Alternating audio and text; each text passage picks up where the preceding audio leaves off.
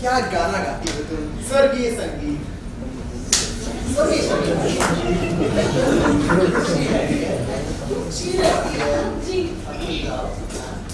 दादाजी, मेरी शीला तो कितना मधुर गाती है।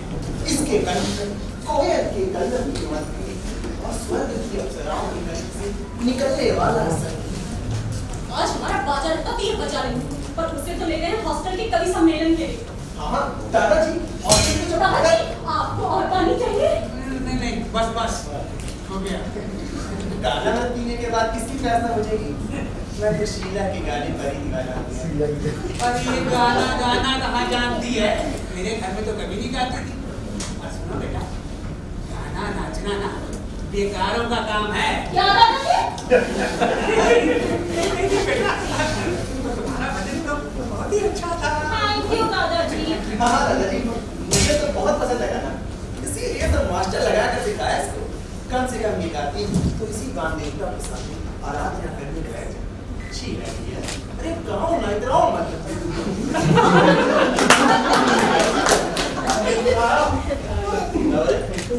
आपके नौकर बुलावे आएगा, साथ घर पे टिवाइल बात है। कौन है? अरे ये सुधीर के दोस्त आए होंगे, मैं जाती हूँ। नमस्ते दादाजी। खुश रहो बेटा। शीला, मैं जाती हूँ। बोलो, पानी ले आओ।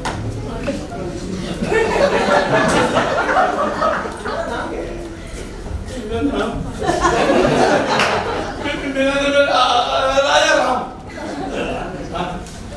ना तुम राजा दिखते हो ना राम। नाम में कुछ सार्थकता होनी चाहिए। तुम गोल मटोले से हाँ, आज से तुम्हारा नाम गोलू। गोलू जा पानी लेके आओ। अरे भाई, आप तो बड़े मजाकिया किस्म के हैं। आपके छात्रों को आपका पाठ बहुत पसंद आता है।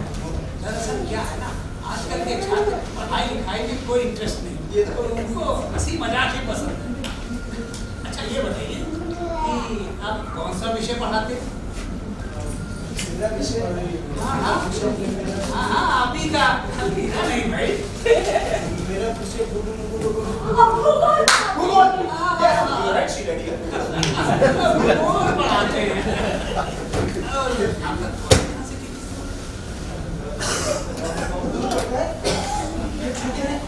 पास में घर ही नहीं मिलता, इसीलिए इतना ठिकाना देकर ये रहना पड़ता है। क्या कहा? पर ये घर तो आपका अपना है ना? वैसे तो खुद ही का है। बोलो, अरे कुआं बदलने के लिए घर तो आपने भाई बहुत खूबसूरत है।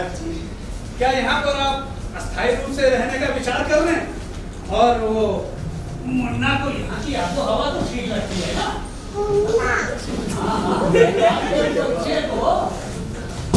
किसका बच्चा? अपने मुर्गे की बात पूछिए दादाजी।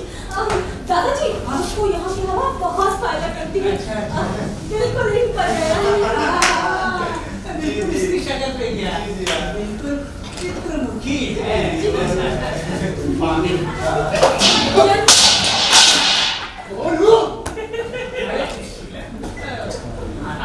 बड़ा खर्चे का काम है ना? मैं अपना अच्छी लगी है। तुम क्यों खाली हो? ए गोलू, ये क्या किया तुमने? जाओ यार, संभाल के काम करो। जाओ, दोबारा पानी लेके आओ। जी। शोभा के मारे जाने कौन आ गया दादाजी? अरे तुम्हारी ननद भी ना अब बहुत ही अच्छी है। अपने मुन्ना से भी बहुत प्यार करती है। बेटा अशोक, तुमने अपने मुन्ना का नाम तो बड़ा अर्थपूर्ण रखा होगा, है? तो क्या नाम रखा है उसका?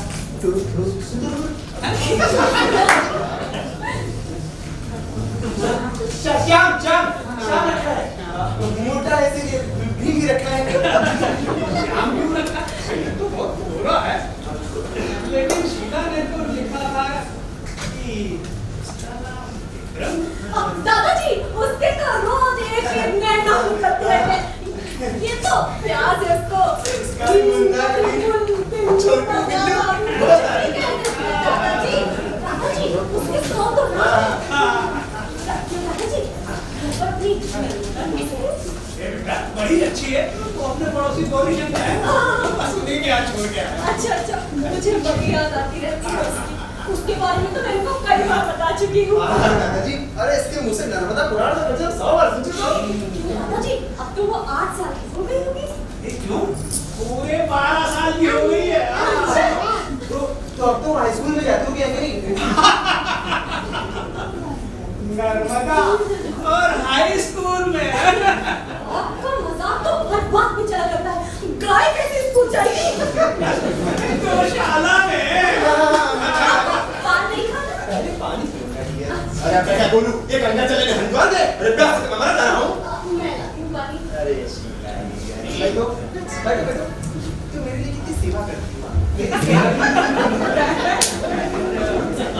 किसी बात का मुझे ध्यान नहीं रखना। देखिए ना दादाजी, मैंने क्या किया? पानी। बोलू, क्या पहले अखाड़े में कुत्ते खेलते थे? गिलासों के साथ हमेशा कुत्ते खेलते रहते हो।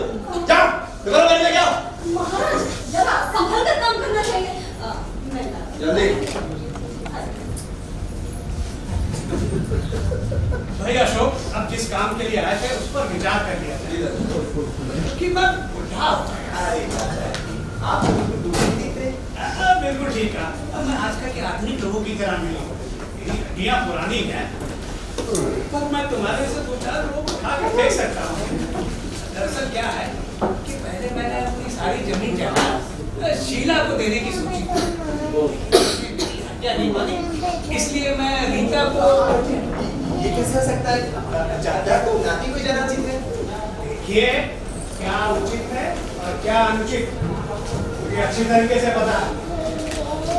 इसलिए मैंने सोचा है कि अपनी सारी जमीन जायदाद मुन्ना के नाम करके उसका आपको ट्रस्टी बना दूंगा। ये बड़ी अच्छी बात है आपने। वैसे तो मुन्ना का निकाल दिया बड़ा क्या है?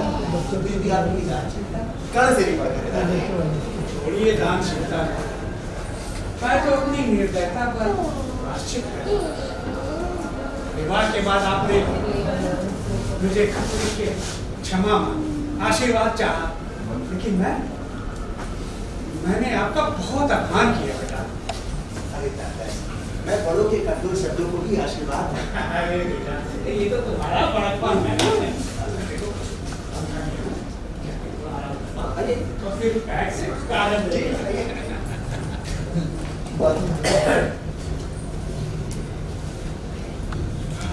नरेश ये लीजिए। नरेश आप अशोक का नाटक कर रहे हैं। ये आप बोल रहे हो बार डियर डियर कहकर ऐसी निकटता बनाने में आपको शर्म कैसे नहीं आती? 2 घंटे पहले तक मुंह तक नहीं देखा था, इतनी निकटता कहाँ से आ गई? आप ही के कहने से आपके लिए दादाजी को फंसाने के लिए हम सत्य में पति पत्नी है और अपना प्रेम के अपने के लिए क्या डियर डियर करना पड़ता? बहुत ही तो क्या, मैंने तो खूब नाटकों में प्रेम का अभिनय किया है। नाटक के डायरेक्टर तो मुझे प्रेम का अभिनय ऐसे सिखाते हैं। हाँ, इस तरह का सच्चा नाटक तो मैं पहली बार कर रहा हूँ। प्रेम ऐसा नहीं होता तो और कैसा होता है? ये तो केवल कॉलेज के विद्यार्थियों के प्रेम की भ्रामक करते हैं। ऐसी मूर्ख कल्पना करने वाले आप असली प्रेम के बिल्कुल नालायक। प्रेम तो हृदय में रहता है, त्याग में प्रकट होता है। इस तरह दिखावा थोड़ी ही करना पड़ता है। आपकी शिक्षा के लिए धन्यवाद। मेरा भी अब विवाह होने जा रहा है। कृपया करके आप मुझे ऐसी शिक्षा दे दीजिए जिससे मेरी पत्नी का प्रेम मुझ पर बना रहे। ये बातें सिखाने से नहीं आती है, अब मैं जो कहती हूँ उसे ध्यान से सुनिए और अपनी जीभ को जरा काबू में रखिए। आपकी बातों में तो पागलपन की हद हो गई। नर्मदा हाई स्कूल में जाती होगी ना? अरे मुझे क्या मालूम नर्मदा गाय का नाम है। मैं सोचा दादाजी की लड़की बढ़ती होगी। लड़की नहीं है दादाजी, और आप मुझसे गाने के लिए इतना आगे बेचारी शोभा से तो जबरदस्ती गाना गवाया गया ना। मुझे गाना आता है ना दादाजी को गाना पसंद है। आपको देखते ही मेरे अंदर स्फूर्ति ने मुझे कहा कि आपको गाना गाना जरूर आता होगा। अपनी अंदर फूट को अपने अंदर ही रखिए, इसे यहाँ काम में मत लाइए। देखिए मुझे बहुत सी बातें मालूम है, इसलिए मुझे कर दिया। आप देखिए आप मेरा सिर नाटक। अब क्या देखो मेरा सिर? अभी तक तो ऐसी ऐसी गलतियां करके बैठे हैं। देखिए आप दादाजी के सामने मेरी हर एक बात में हाँ में हाँ मिलाते हैं। ऐसे में आपको बिल्कुल बीवी का गुलाम समझेंगे। आप मेरी बुद्धि से चलने वाले बुद्धू मियां नहीं, मालिक की हुकूमत चलाइए। घर के स्वामी के व्यवहार में आना चाहिए। वैसे ही नाटक कब तक चलने वाला है? कल सुबह दादाजी चले जाएंगे तब। ठीक है, कल सुबह मुझे भी जल्दी काम से ट्रेन से सुनिए, आप नाराज हो, आपने आज मुझ पर बहुत उपकार किया। हाँ, लेकिन ये आपका महाराष्ट्र अजीब मालूम है। मेरी तो घूमने देखते हैं और चीजें ऐसी गिराता है बोलने की पूछो मत। मुझे क्या आपके सर पर नहीं पड़ता है। जाइए आराम करिए, मेरे दादाजी आते हैं। ठीक है। अंजू, अंजू, जी देखो अब किचन में सारा काम तुम ही संभालो। महाराज तो 2 दिन के लिए आए हैं, उन्हें तकलीफ मत दो। सरकार महाराज के निकाल दे। अरे ठीक है तबाह, काम अभी तक बिल्कुल बेकार था और बड़ा चालाक भी। अच्छा, क्या चालाकी करता है? गप्पे और मजाक कैसा करेला कि क्या गप्पे मारता है? कैसा मजाक? अरे कहा था हमारा औरत बड़ा अच्छा नाटक करेगी। अच्छा, तो उसकी औरत की बातों में तुम क्यों पड़ता है? अरे हम तो इसलिए कुछ नहीं कि तुम्हारा औरत कहाँ गई, अब कितना बच्चा बा तो कहला औरत नहीं जब आई, अरे बच्चा भी गई पर लेकिन जब से औरत के नाटक के चौक लगा था बच्चा ख्याल नहीं रखी। बड़ा भला बुरा का बड़ा अपना औरत। बस बस, जाइए का सामान सही कर दे। जो सामान बिखरा पड़ा है सब सही कर। जी